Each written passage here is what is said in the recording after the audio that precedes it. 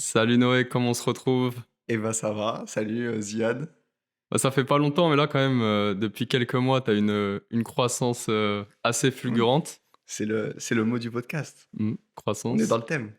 Magnifique. Bah, déjà, je suis assez content pour toi de voir tout ce qui t'arrive, c'est cool. Yes, bah ça fait plaisir, ça fait plaisir. Écoute, c'est vrai qu'il s'est passé pas mal de trucs, beaucoup de changements dans ma vie depuis qu'on a fait cet épisode en août dernier, septembre, Mhm. octobre, novembre. C'était il y a moins de 3 mois. Donc, ah oh, j'ai l'impression que c'était il y a tellement plus longtemps. Ah ouais? Ah ouais, ouais, j'ai l'impression que c'était je sais pas, il y a un an, non? T'as Ouais. l'impression que c'était Ouais, hier, toi? non, c'est vrai que moi, ça va, j'ai pas l'impression non plus que ça fait un an, mais c'est vrai que pas 3 mois en tout cas, tu vois, peut-être Ouais, 6 mois c'est quoi. clair, c'est clair. Et ouais, bah, du coup, on va commencer par là un petit peu.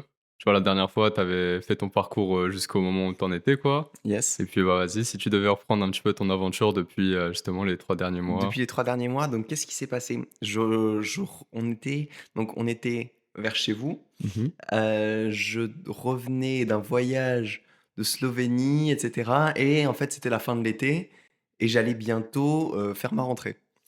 Mais, fin août, il y avait quelque chose qui allait se passer, c'est que j'avais loué un château où j'avais proposé à d'autres entrepreneurs de venir travailler aussi sur leur projet. Moi d'ailleurs, le projet, c'était de faire la vidéo, du mois que j'avais filmé où j'étais en voyage, juste avant de vous voir en fait. Ok. Quand j'étais chez vous et cetera et genre j'avais un mois de rush, donc j'avais, 200 gigas, de rush à trier, à faire une belle vidéo et tout avec et je m'étais dit: «Si je reste chez moi, je vais pas avancer machin». Donc je loue un endroit, je fais payer un peu, d'autres personnes pour qu'on puisse vivre comme ça avec moi pendant une semaine et moi je fais mon montage à fond et je me concentre sur mes projets. L'idée c'était ça et en fait, pendant cette semaine-là, ça s'est pas vraiment passé comme ça parce que, bah, déjà j'ai rencontré 7 autres mecs hyper intéressants. On a plus discuté, ça m'a beaucoup enrichi cette semaine-là. J'ai fait pas mal de contenu sur ce qu'on était en train de faire parce qu'au final, on était 7 mecs, réunis comme ça se voit pas souvent. J'ai fait du contenu dessus sur les réseaux et ça a bien marché. Sur Insta, surtout sur Insta en fait, c'est sur Insta que ça a pris. Mais attends, avant de continuer, juste pour revenir sur le fait, en vrai, c'était quoi ton état d'esprit? Tu m'as dit, ouais, t'avais beaucoup de rush C'est à, ça, à c'était faire. travaillé en fait. Et c'était juste ça, en vrai? C'était ouais, ouais, ouais, bah, en fait, ça faisait déjà, un petit business en fait que je lançais, déjà à cette petite échelle. Mhm. Moi, j'organisais quelques trucs quand même, tu vois? J'avais besoin mais voilà, il y avait pas de plan, de programme sur cette semaine-là. Juste, je faisais en sorte que ça se passe bien. J'avais loué le château dans quoi on était un peu tout seul, tu vois? Ouais. J'avais à cette époque-là, 2 000 abonnés sur Insta. J'avais pris un peu le risque que personne vienne, tu vois? Parce que j'avais pris cette décision. Je sais pas si j'en avais parlé dans le podcast le dernier, que j'avais loué ce truc juste après, mais moi, j'étais en stage pendant cet été et j'avais dit, je m'étais chauffé, tu vois? À midi, j'avais eu l'idée et tout. J'étais sur Airbnb, j'avais vu ce château et je t'ai dit: «Ah, c'est celui-là». Je sais pas pourquoi, j'avais un bon feeling avec ce truc-là et tout Mm. et voilà, je l'avais loué comme ça et après bon, j'avais proposé, 7 autres places parce qu'il y avait de la place dedans et donc voilà, ça s'est fait comme ça. Ah, ouais, du coup, t'avais quand même pris le risque. Ah oui, Tu savais oui. pas si des gens allaient Ah si, si, accepter si, j'avais forcément de j'avais venir. pris un sacré risque, hein. Pour moi, j'avais pas, c'était je sais pas combien j'ai dû payer, 1 500 €, tu vois? Quelque chose comme ça pour une semaine. J'aurais pu me retrouver tout seul. Et ouais, ouais, ouais, Ça chaud. c'était non, c'était chaud, mais voilà, ça s'est bien passé, ça s'est très bien passé. Pour moi, ça a été une belle opportunité de faire un peu des vues avec ça, parce que j'ai commencé à recevoir beaucoup de messages de personnes qui nous demandaient s'ils pouvaient nous rejoindre. Sauf que moi, j'étais parti pour une seule semaine. Finalement, ça en a duré 2. Enfin bref, c'est et ensuite, j'ai reloué d'autres endroits pour faire ça et à la fin de la deuxième semaine, dans ce château, j'avais ma rentrée, genre, voilà, c'était vers le 30 août que je devais partir. Le 2 septembre, j'avais ma rentrée et j'ai rencontré plusieurs personnes, dont Antonin qui vit ici maintenant, avec qui, j'ai lancé un autre podcast et cetera Mhm. et il m'a vraiment donné plein de pistes de réflexion sur le business et cetera. On a beaucoup parlé, des discussions profondes, tu vois? Je me suis dit, «Est-ce que j'ai vraiment ma place à retourner faire des études?» tout ça, tu vois? Et 2 jours avant la rentrée, il y a plein de facteurs qui se sont alignés, qui ont fait qu'en fait, j'y suis pas retourné. Truc tout con, tu vois? J'avais pas payé mon année, alors que normalement, bah, tu le fais bien avant. Plein de trucs inconscients. J'avais pas trouvé d'appart, je devais retourner à Toulouse. J'avais pas du tout envie de vivre à la ville. En vrai, tu as vu, je suis un campagnard, là, on vivait à la campagne, dans ce château, on était trop bien et tout. J'étais en mode: «Non, mais Mhm. c'est pas possible». Vraiment, c'était pas possible, ça m'angoissait et tout les derniers jours et c'était pas logique, hein, pour moi de pas retourner en cours. C'était pas logique avant, j'avais même presque pas pensé. Tu vois, il me manquait une année avant d'avoir un diplôme, donc j'étais en mode: «Je vais continuer» et cetera et puis un jour, je sais pas, j'ai eu le déclic, j'ai un peu paniqué, je suis allé me balader dans les vignes autour de notre château et j'ai fait une mini crise de panique. Je suis en mode: «Mais wesh, la dinguerie, faut que j'arrête en fait». Je me dis: «Faut que j'arrête». J'avais prévu d'aller au Mexique d'ailleurs Mmh. l'année, j'étais accepté dans une université et cetera.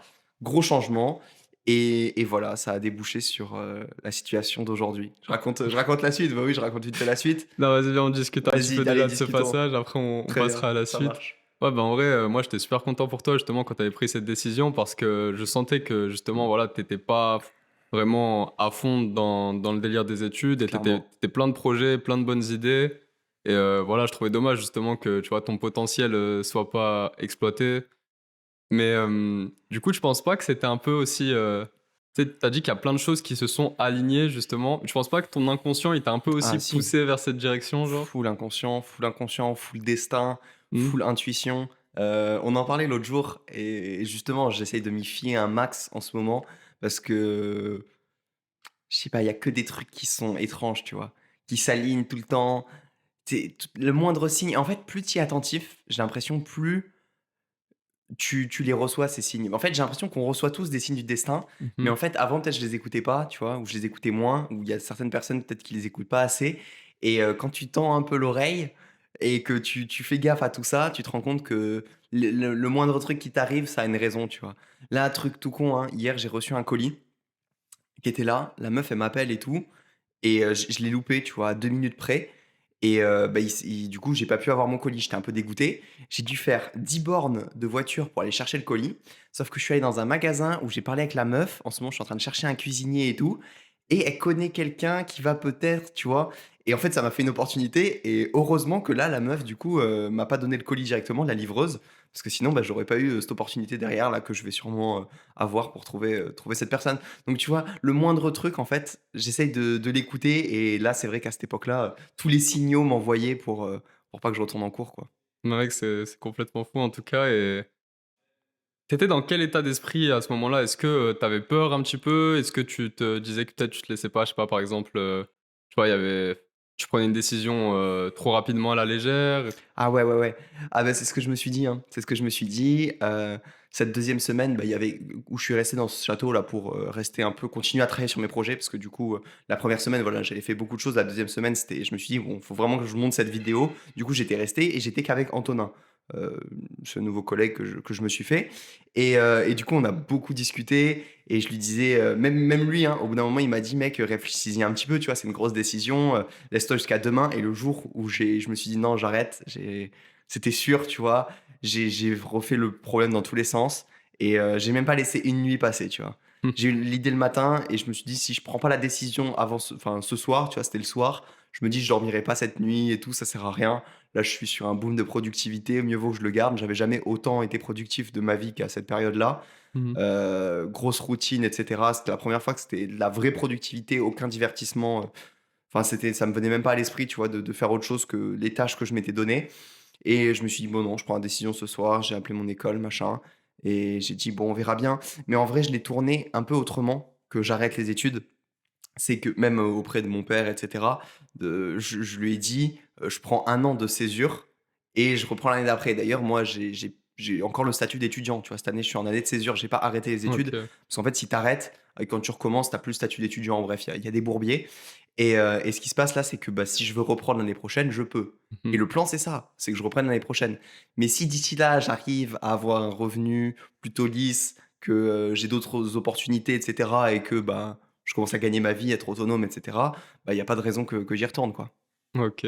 J'y Ouais. retournerai pas. Vas-y, on reprend du coup dans la timeline. Yes, Du coup, voilà, là, tu prends la décision d'arrêter les études et ensuite, exact. qu'est-ce qui se passe, par la suite? Et ensuite, qu'est-ce qui se passe? Ensuite, je refais une semaine un petit peu comme ça, mais moins enfin toujours pas extrêmement organisé. Je vais dans le Lot cette fois, avec je rencontre d'autres personnes comme d'ailleurs Nizar qui vit maintenant aussi ici.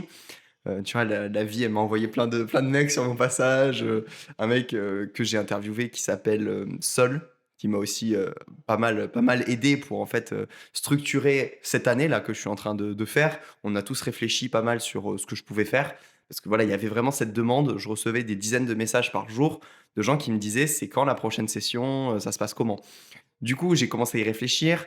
Je me suis rendu compte qu'à chaque fois, louer un endroit différent pour faire une semaine, de bootcamp comme ce que j'organise, il y a plein de problématiques. Tu vois? À chaque fois, genre, c'est donc ouais, j'ai pas trop parlé de enfin, vas-y, j'explique un peu l'idée. Ouais. C'est de louer un endroit et de, faire comme ce que j'avais fait la première fois, c'est que d'autres entrepreneurs me rejoignent pour, eux, travailler sur leur projet. Et donc je me suis dit: «Bah, je vais continuer à faire ça». Voilà, il y a de la demande. Sauf qu'il faut que il faut que j'ai un seul endroit parce que c'est plus possible de bouger à chaque fois, tu vois? Tu changes de maison, faut s'assurer que la Wi-Fi elle marche, Mmh. le transport pour y accéder, c'est pas une galère et cetera. Donc là, j'ai loué pour, 6 mois, à peu près 4, 5, 6 mois, on va voir combien de temps ça dure, la maison dans laquelle on est ici et j'organise 2 semaines de bootcamp par mois où, d'autres entrepreneurs nous rejoignent. Donc là, voilà, on vit à 4 ici et de temps à autre, il y a des entrepreneurs qui viennent, pour vraiment se focus sur leur projet. Voilà, on a un cuisinier cette semaine-là, comme je le disais avec, la personne que je cherchais. Il y a un petit programme de prévu. Ils suivent un peu notre routine. Il y a quelques activités l'après-midi de temps en temps et ils passent vraiment une semaine, qui leur sort de leur quotidien de fou parce qu'ils network avec d'autres entrepreneurs. La plupart n'ont pas l'habitude et travaillent tout seuls chez eux. Ils bossent beaucoup plus que d'habitude, on se met la déterre tous ensemble et voilà, toutes les discussions, elles sont super intéressantes et les mecs sont très contents de venir ici. Donc voilà, maintenant où j'en suis, j'ai la semaine dernière, on était en bootcamp et le prochain, voilà, c'est début décembre. Donc j'organise tout ça. Je fais beaucoup d'appels pour, sélectionner les personnes qui viennent ici et sinon je continue à essayer de faire grossir mes réseaux sociaux donc voilà, je poste pas mal sur Insta, toujours un réel par jour, depuis la semaine du premier château, donc fin août et pour gagner cette régularité, essayer de faire grossir, cette audience et voir ce que je peux faire, comme autre projet.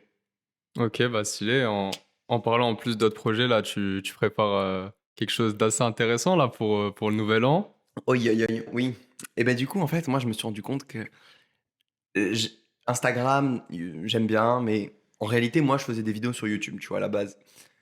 Instagram, ça me saoule un peu, mais c'est une opportunité pour pouvoir me réunir avec des gens comme on le fait là. Moi, c'est ça qui me plaît le plus en vrai. Si je pouvais faire que des événements, tu vois, en concret comme ça, je ferais ça. Donc, j'organise pour le nouvel an, 3 jours, où je vais faire, c'est un peu militaire, tu vois? C'est un peu l'armée, mais en même temps, il y a, voilà, des activités, 3 jours à bivouaquer, dormir dehors et cetera, avec, 50 mecs. J'ai ouvert 50 places. Je fais le lancement samedi, d'ouvrir, la billetterie. On va voir si comment ça prend et quand cet épisode sera sorti, je pense que du coup toutes les places seront vendues. J'espère bien, hein. J'espère et voilà, passer 3 jours comme ça et franchement, ça me plaît trop d'organiser des événements, de mettre en relation des gens qui sont sur la même longueur d'onde, tu vois? Qui se comprennent et qui ont envie d'avoir un entourage comme ça. Bah, là, je leur donne une opportunité de choisir leur entourage, de se faire des potes, de se retrouver avec des mecs déter comme eux et voilà, c'est un peu le même état d'esprit que venir ici, dans la maison. C'est juste networker, tu vois? Sauf qu'ici, bon, ils viennent pour travailler. Là, on se retrouve 3 jours juste pour se surpasser et tout, parce que je prône un peu ça sur mon compte Insta, sur le contenu que je fais, se dépasser pour, découvrir son plein potentiel et être heureux, quoi. OK, bah, en tout cas super intéressant, ça promet Voilà. et franchement, ouais, comme je t'ai dit, je trouvais cette idée, super créative, tu vois? J'ai jamais entendu parler d'un truc comme ça et bah, j'espère que ça va bien se passer mais franchement Ouais, ça a l'air, j'espère. ça a l'air J'espère aussi. super cool comme projet, j'ai hâte de voir ça.